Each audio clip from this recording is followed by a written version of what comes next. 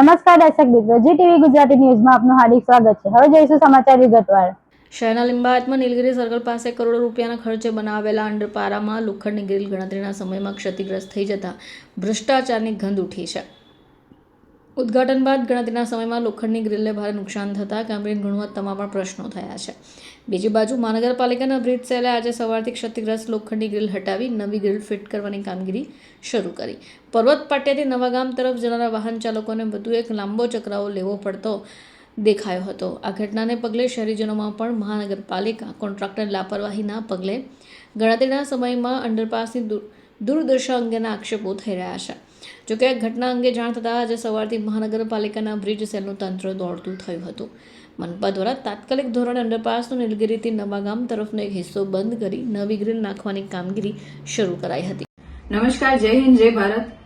સુરતની અંદર દિવસે ને દિવસે ભ્રષ્ટાચાર વધી રહ્યો છે અને ભ્રષ્ટાચારના જે પૈસા છે એ કેવી રીતના ખવાઈ રહ્યા છે। ભાજપી શાસકો દ્વારા કોઈ પણ કાર્ય સુરત શહેરની અંદર કરવામાં આવશે, તમામ કાર્યની અંદર ક્યાંક ને ક્યાંક ભ્રષ્ટાચાર છુપાયેલો હોય છે અને અંતે સુરત શહેરના જે લોકો છે જેમણે લોહી પરસેવો એક કરીને સુરત શહેરને ટેક્સ ભરે છે, જેના કારણે એમને સારામાં સારી સુવિધા મળે, પણ અંતે મળે છે શું? તો કે ભ્રષ્ટાચાર વાળા તમામ કાર્યોની અંદર કાર્ય જોવા મળે છે।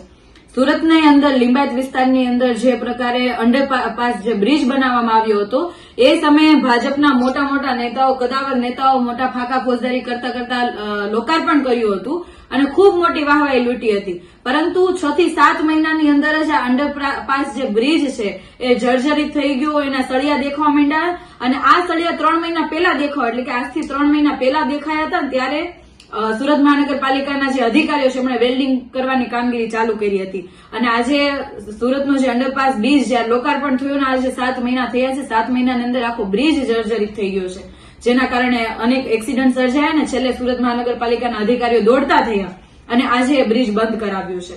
સવાલ એ છે કે 60 કરોડ રૂપિયા ગયા ક્યાં? 60 કરોડમાંથી ભ્રષ્ટાચાર કેટલા બધા રૂપિયાનો ભાજપી શાસકોએ કર્યો હશે અને આ માટે જવાબદાર માત્ર ભાજપી શાસકો નહીં પરંતુ કોન્ટ્રાક્ટરની ઉપર જે સુપરવિઝન જે અધિકારીઓ કરતા હતા એ પણ જવાબદાર છે કે લો ક્વોલિટીનું મટીરીયલ વપરાવા છતાં પણ એમના જે કામ છે એના મંજૂરી માટેની જે સિગ્નેચરો કરેલી હશે, બિલો પાસ કરવા માટેની જે સિગ્નેચરો કરેલી હશે એ તમામ અધિકારી આના માટે જવાબદાર છે।